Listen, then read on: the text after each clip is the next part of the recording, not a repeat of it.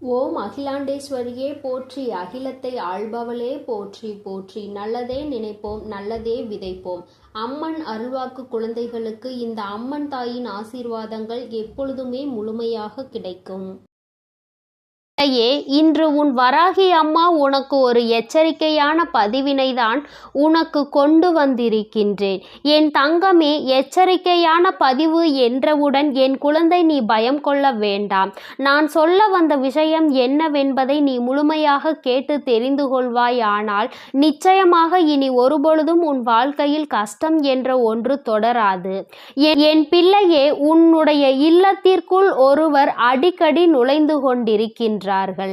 என் தங்கமே, அவர்கள் உன்னுடைய இல்லத்திற்குள் நுழைவதற்கான முயற்சிகள் அதிகமாக எடுப்பதில்லை. ஏனென்றால் மிகவும் எளிதாகவே உன்னுடைய இல்லத்திற்குள் நுழைந்து விடுவார்கள். அவர்களுக்கான அனுமதியை அவர் பெற்றிருக்கிறார். அதே நேரத்தில் அவர் அங்கிருந்து ஒரு பொருளை எடுப்பதற்கான முயற்சிகளை தான் அதிகமாக செய்து கொண்டிருக்கின்றார். ஏறக்குறைய அந்த முயற்சிகள் பாதி வெற்றியையும் பெற்றுவிட்டது என்றுதான் சொல்ல முடியும். ஏனென்றால் நீ இப்பொழுது பிரச்சனையில் இருக்கின்றாய். அப்படியானால் அவர் ஏற்கனவே அங்கு பாதி காரியத்தை சாதித்து விட்டார் என்பதுதானே உண்மை என் குழந்தையே. ஏனென்றால் உன்னுடைய இல்லத்தில் இருந்து எடுக்க வேண்டும் என்று நினைக்கின்ற அந்த பொருள் நல்ல விஷயத்திற்காக அவர் எடுக்க நினைக்கவில்லை. மாறாக இதன் மூலமாக உனக்கு ஏதோ ஒரு கெடுதலை அதிகமாக செய்ய முயற்சி செய்து கொண்டிருக்கிறார் என்பதுதான் உண்மை. என் தங்கமே, நான் இன்று உனக்கு அவர் யார் என்றும் அவர் எடுக்க நினைக்கின்ற பொருள் என்னவென்றும் அதனால் உன் வாழ்க்கையில் என்ன நடந்தது என்றும் அம்மா தெளிவாக சொல்லிவிடுகின்றேன். என் தங்கமே, ஒவ்வொரு நாளும் உன்னுடைய வாழ்க்கையில் பிரச்சனைகள் அதிகமாகிக் கொண்டே இருக்கின்றது. நீயோ இந்த பிரச்சனைகள் சரியாகிவிடும், நாளை சரியாகிவிடும் என்று எதிர்நோக்கி நின்று கொண்டிருக்கின்ற நேரத்தில் பிரச்சனைகள் பெரிதாகிக் கொண்டே செல்கின்றதே தவிர ஒரு நாளும் பிரச்சனைகள் குறைந்த பாடில்லை. என் பிள்ளை, அதனால் இந்த பிரச்சனையில் இருந்து மீண்டு வர தெரியாமல் தவித்து நின்றாய். எப்படி இனி இந்த நாட்கள் முழுவதும் நம் வாழ்க்கை செல்லும்?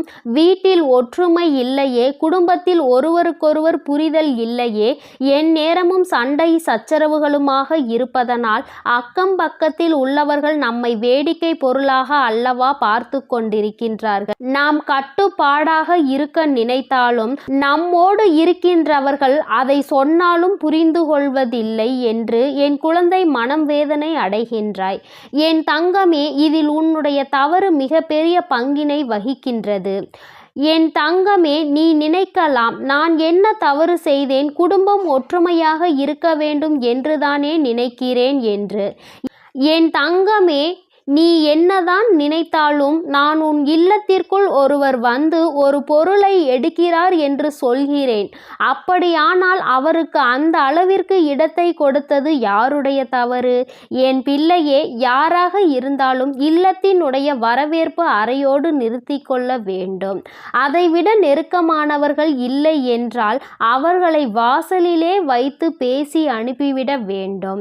நீ நினைக்கலாம், அம்மா இதை எப்படி மரியாதை என்று சொல்ல முடியும், இல்லத்திற்கு வருகின்றவர்களை எப்படி வழியிலேயே அனுப்பிவிட முடியும் என்று நீ நினைக்கலாம். என் தங்கமே, நிச்சயமாக ஒருவர் நல்ல எண்ணத்தோடு உன்னுடைய இல்லத்திற்குள் வருகிறார்கள் என்றால் அவர்களை பார்த்தாலே தம்முடைய மனது தானாக அவர்களை உள்ளே அழைத்து வந்துவிடும். அதே நேரத்தில் யார் ஒருவர் தேவையில்லாத காரியங்களை செய்வதற்காக உன் இல்லத்தை தேடி வருகின்றார்களோ அவர்களை கண்டாலே நமக்கு பேச வேண்டும் என்று தோன்றாது. நீயே அவர்கள் எப்பொழுது செல்வார்கள் என்ற நிலையில்தான் உன் மனதிற்குள் தோன்ற ஆரம்பிக்கும். அப்பேற்பட்ட மனநிலை யார் ஒருவர் உன் இல்லத்திற்கு வரும்பொழுது உனக்கு தோன்றுகிறதோ அவர்களை தான் நீ மரியாதை என்று சொல்லி இல்லத்திற்குள் அழைத்து வராமல் அப்படியே அவர்களை திருப்பி அனுப்பிவிட வேண்டும் என்று உன் அம்மா சொல்கின்றேன். என் பிள்ளையே, இல்லத்தில் உள்ள எல்லா அறைகளையும் சென்று ஒருவர் நோட்டமிடுகிறார் என்றால் நிச்சயமாக அவரின் எண்ணங்கள் சரியில்லை என்று அர்த்தம். அடுத்தவர்களின் இல்லத்தை நோட்டம் பார்ப்பதில் அவர்களுக்கு அப்படி என்ன ஆனந்தம் கிடைத்துவிட போகின்றது? என் பிள்ளையே, அப்படி ஒரு ஆனந்தத்தை அவர்கள் அனுபவிக்க வேண்டும் என்று நினைக்கிறார்கள் என்றால் அவர்களின் எண்ணத்தில் ஏதோ ஒரு தவறு இருக்கிறது என்பதை நீ உடனடியாக புரிந்து கொள்ள வேண்டும் அல்லவா?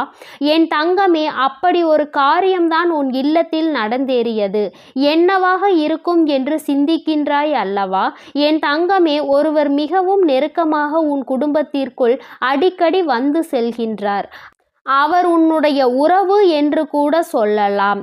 வருவதோடு மட்டுமல்லாமல் தேவையில்லாத குழப்பங்களை குடும்பத்திற்குள் ஏற்படுத்த முயற்சி செய்கின்றார்கள். வாழ்க்கை துணையாக இருந்தாலும் உடன் பிறந்த உறவாக இருந்தாலும் சரி, அவர்கள் உன்னுடைய எண்ணங்களில் தீய விஷயங்களை விதைக்கின்றார்கள். அதாவது அவர் உன்னுடைய இல்லத்தில் இருந்து எடுக்க நினைக்கின்ற பொருள் என்ன தெரியுமா? அது உன் குடும்பத்தில் இருக்கின்ற சந்தோஷம். ஏற்கனவே சந்தோஷம் இல்லாமல் தவிக்கின்ற என் பிள்ளை, உன் குடும்பத்தில் இருக்கின்ற கொஞ்ச நஞ்ச சந்தோஷத்தையும் அவர் எடுத்துவிட முயற்சி செய்து கொண்டிருக்கின்றார். இது ஒரு நாள் இரு நாள் முயற்சி கிடையாது, பல நாள் முயற்சி, பல நாள் திட்டமிடுதல். அவர்களின் திட்டத்தை உன்னுடைய இல்லத்தில் செயல்படுத்த முயற்சி செய்கின்றார்கள். ஒருவரிடத்தில் ஒருவரை பற்றி தவறாக பேசுவதும் தேவையில்லாத எதிர்மறை எண்ணங்களை ஒருவர் மனதிற்குள் புகுத்துவதுமாக அவர்கள் இருந்து கொண்டிருக்கின்றார்கள். இதனால் அவர்கள் வாழ்க்கையில் என்ன நடக்கும் என்பதை பற்றியெல்லாம் அவர்களுக்கு கவலை இல்லை. அவர்களுக்கு தேவை நீ சந்தோஷமாக இருந்துவிடக் கூடாது. உன் குடும்பத்தின் சந்தோஷத்தை கெடுப்பதற்காகவே அங்கே அவர் திட்டம் போட்டுக்கொண்டு இருக்கின்றார்கள். இவர்களை முதலில் நீ உன் இல்லத்திற்குள் அனுமதிப்பதை நிறுத்திவிடு. உனக்கு எல்லாம் தெரியும் என்பதை நீ வெளிக்காட்டுவதை விட அவர்களை விட்டு ஒதுங்கி இருந்தாலே அதை அவர்கள் தானாகவே புரிந்து கொள்வார்கள். என் பிள்ளையே, இப்பொழுது அம்மா சொன்ன இந்த விஷயத்தை நீ நிச்சயமாக புரிந்து கொண்டிருப்பாய் என்பது எனக்கு தெரியும்.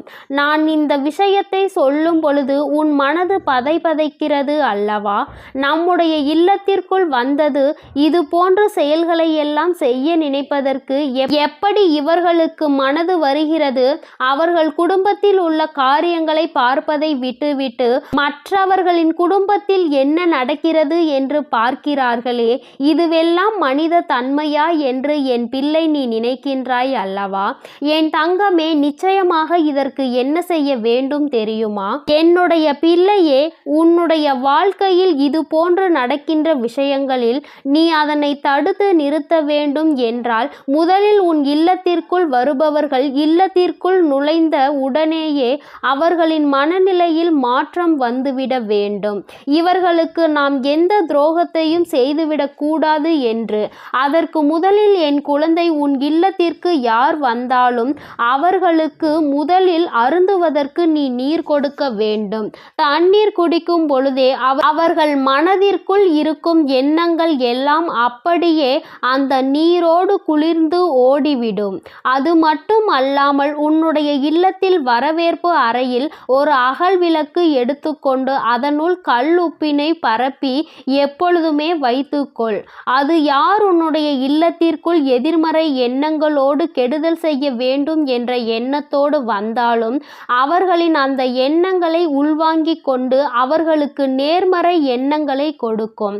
கல் உப்பிற்கு அத்தனை பெரிய சக்தி இருக்கிறது. எதிர்மறை ஆற்றல்களை எல்லாம் இழுக்கக்கூடிய தன்மை அதற்கு அதிகம். அதனால் என் பிள்ளையே, இதை செய்து பார்த்து நிச்சயமாக உன்னுடைய வாழ்க்கையில் நல்ல மாற்றங்களை நீ அனுபவிக்க வேண்டும். அடுத்தவர்களால் இனி எந்த பிரச்சனையும் உன் குடும்பத்திற்குள் இருக்காது. அடுத்தவர்களின் தலையீடு இல்லை என்றாலே பாதி பிரச்சனைகள் உனக்கு தீர்ந்துவிடும் அல்லவா? அம்மா சொல்வதை தொடர்ந்து செய்து உன்னுடைய வாழ்க்கையில் இது போன்று தேவையில்லாத மனிதர்களினுடைய சவகாசத்தை எல்லாம் நீ குறைத்துக்கொள். இனி என்றுமே உனக்கு நிம்மதி நிலைத்து இருக்கும். என் அன்பு பிள்ளைக்கு இந்த வராகியானவளினுடைய ஆசீர்வாதங்கள் எப்பொழுதும் முழுமையாக கிடைக்கும். என் அன்பு பிள்ளைக்கு இந்த அம்மன் தாயின் அன்பும் ஆசீர்வாதமும் முழுமையாக கிடைக்கும். ஓம் அகிலாண்டேஸ்வரியே போற்றி, அகிலத்தை ஆள்பவளே போற்றி போற்றி.